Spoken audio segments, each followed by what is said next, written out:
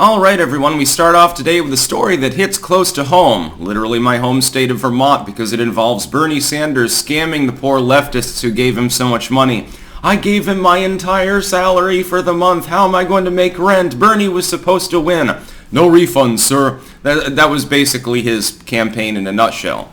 I warned the left, and they swore that it wasn't true, that Bernie Sanders would never be the presidential nominee. He was never going to win in either of the elections in which he stood. It was impossible because while he's definitely a unipartyist on most issues, his wonky views and his rather acerbic attitude don't necessarily win him any friends. He's that angry old dude who will rant at literally anyone who's at hand and just goes nuts and starts screaming about unions or something. And it becomes tiresome. It's boring. His personality is acerbic, and that doesn't help you within political circles. You can get into the Senate. I mean, you're running basically unopposed year after year. I mean, cycle after cycle because it's a far left state. But as far as actual nationwide politics, Vermont doesn't really translate well to Virginia. It doesn't really translate well to Nevada or Arizona, some of the more important competitive states. I don't think you might get Pennsylvania based on heavy union voting. Other than that, yeah, you can forget about it. And Bernie Sanders likes to say that. Bernie funneled $200,000 from his dead campaign. You know, he raised a bunch of money. It doesn't get refunded to the people who donated to him, nor would any campaign, of course. Unless it's some crypto. Some of them are still holding on to some of that sweet, sweet FTX cash that was created out of thin air. I'm wondering how that's even legal, but apparently it is.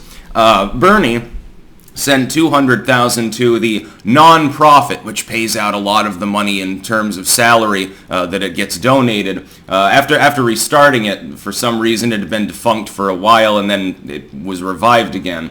And the non-profit is run by his wife and his wife's son. Yes, you heard that right. Not a meme in this case, his wife's son, his stepson Driscoll. And who happens to have gotten about $150,000 in salary during that same year. So, you know, it's not the full $200,000, but 75% for the little guy, I suppose. Hey, a leftist actually created a job. It's nepotistic and definitely, well, it's not, for legal purposes, I won't call it embezzlement because I'm a Vermont citizen too. But, you know, it smacks of nepotism. It's a little bit dubious. It's interesting timing, too. So no refunds for the dumb leftoids that were warned over and over and over that Bernie Sanders is nothing more than a scam artist. Name an accomplishment of Bernie Sanders. There are none. He votes in line with the Democratic Party 95% of the time.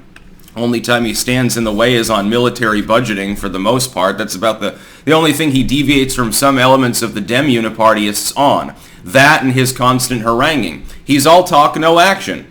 He's also probably not going to run again because he had a heart attack, I think, last year or the year before that. And, you know, he's 83 some odd years old. At some point, you know, you don't want to end up the next Dianne Feinstein, Bernie. And, you know, you've already got your third home and your luxury vehicle. It's probably time to call it a day. It's been lucrative for him because throughout his entire career, Bernie Sanders has over and over and over again beat the same dead horse issues timelessly.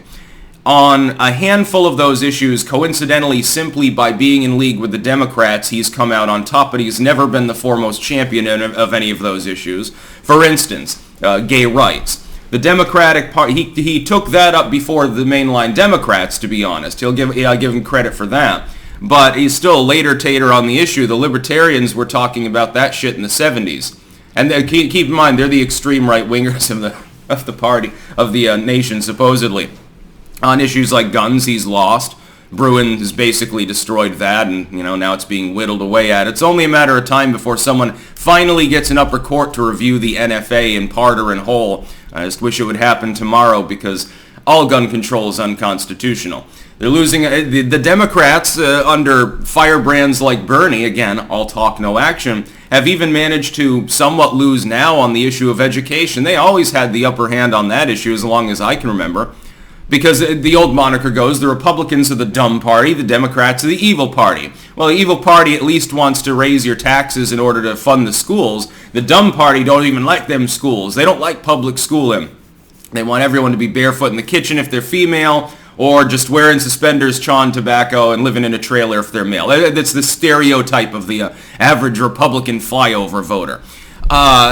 Somehow the Democrats are now losing on that issue. Could it be the fact that you want children to be consistently exposed to sexualized material?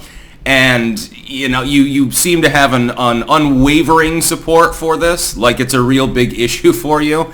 That on abortion, the Democrats almost lost on that until the Republicans managed to outflank them in the loser department as usual, with the post-birth abortion thing in Virginia, which crippled Northam. And Bernie Sanders has never been a juggernaut on anything. I mean, his biggest accomplishment is naming a post office. Literally. He's not been on the forefront of any winning issue for the most part, even within the Democratic Party over the many, many years he's been in Congress, nor as a mayor of Burlington before that. He doesn't lead the way on issues that win because he'll go far, far left like an AOC sort of thing. The Geek Squad will climb on board.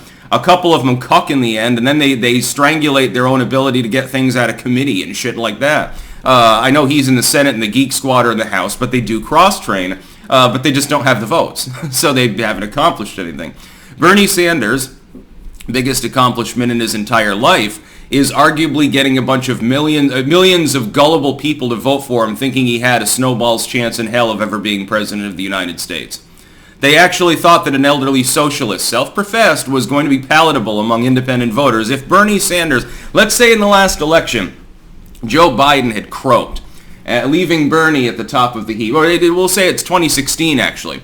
So Bernie Sanders manages to beat Madam Hillary. She slips on a banana peel and conks herself cold and on a live stage, and people say, okay, maybe somebody else. So they nominate the socialist. He would have lost in a landslide. Donald Trump would have cleaned up several more states on top of the ones that he already got in a decent-sized victory against Hillary Clinton. It wouldn't have been close. A couple of those on-the-edge states would have gone for Trump because Bernie's a socialist. His grifter voters and supporters just genuinely don't understand what the average American, like the mean median mode American would be like. They think it's someone who's relatively close to them because they live in an echo chamber. Partially, by the way, this is the fault of big tech industries creating online political echo chambers through censorship. They've managed to delude thereby a significant number of Gen Z voters into an echo chamber that they think that their life in Portland or San Francisco translates to Iowan voters or people in rural Virginia or Georgia or something like that. They're fucking delusional. I'm willing to admit, for example, to the fact that I'm out there on many political views that I have.